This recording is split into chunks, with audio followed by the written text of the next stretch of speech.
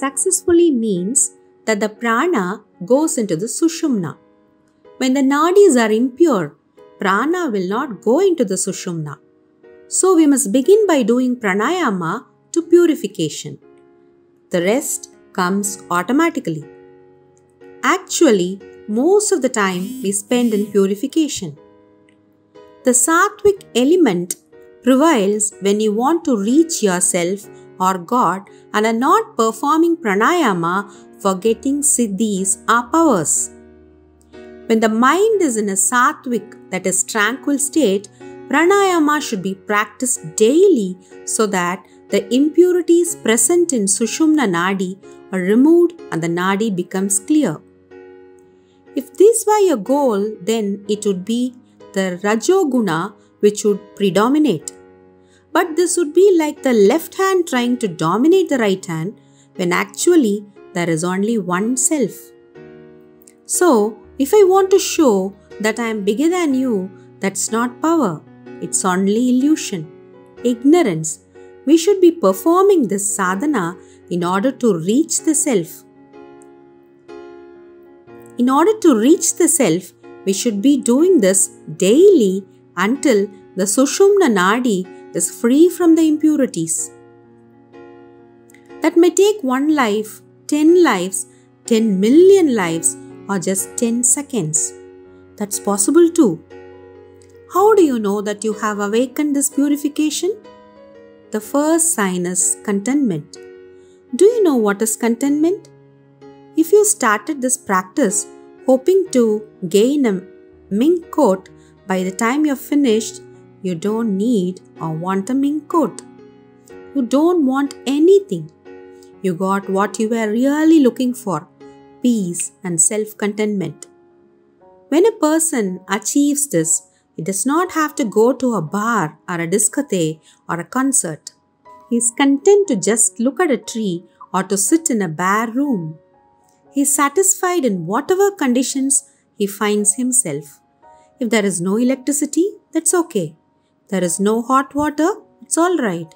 But if tomorrow suddenly a beautiful dinner and wonderful dishes were brought, that would be okay too. That is called contentment. When you're contented, you're not looking for something, expecting happiness only if you have such and such a thing. For example, only if the weather is good, are you going to be happy? Only if Swami Vishnu teaches you everything, are you going to be happy? Only if your husband buys you a mink coat, are you going to be happy? Only if your wife cooks a delicious meal, are you going to be happy?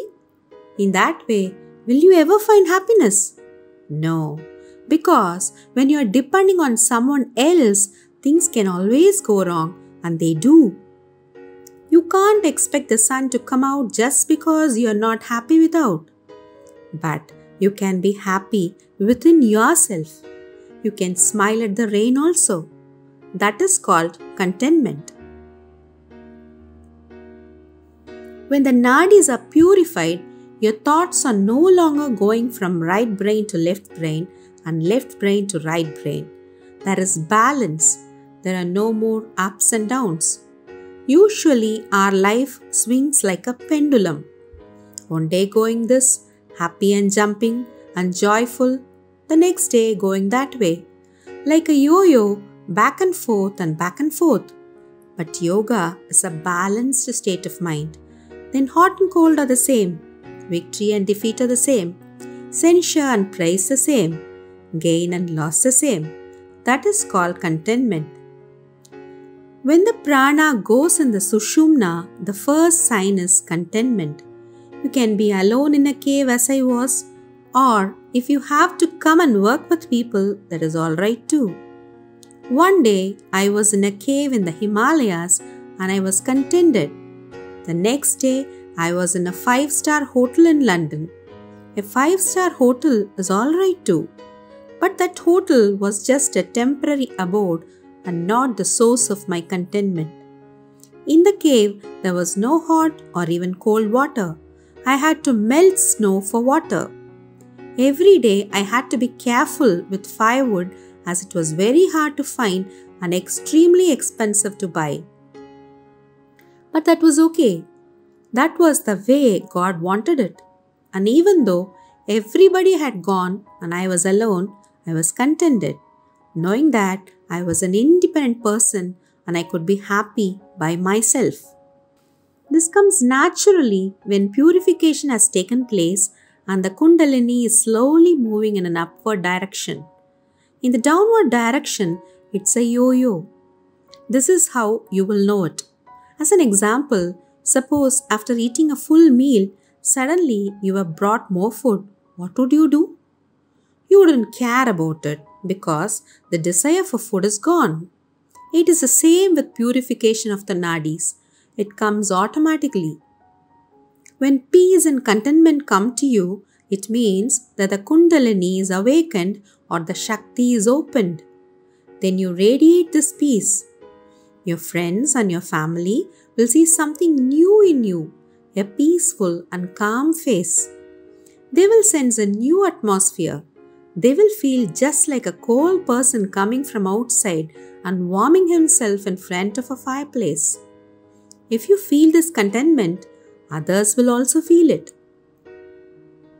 But even if others don't feel it, you're not unhappy about it because everyone is not going to praise you.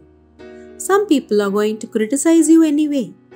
That is the way the world is, the world of duality. No one ever is always praised in this world by everybody. Can you tell me of just one person who was praised by everybody? Was Moses praised by everybody? Even after 40 years among his own people, there were many who revolted against him. Did everyone praise Jesus? They crucified him even though he was talking about peace and love. Similarly, Krishna, Rama, Buddha, and Socrates were criticized. Swami Sivananda was criticized by his disciples. Someone even brought an axe against him. Your happiness should not be depending on outside influences.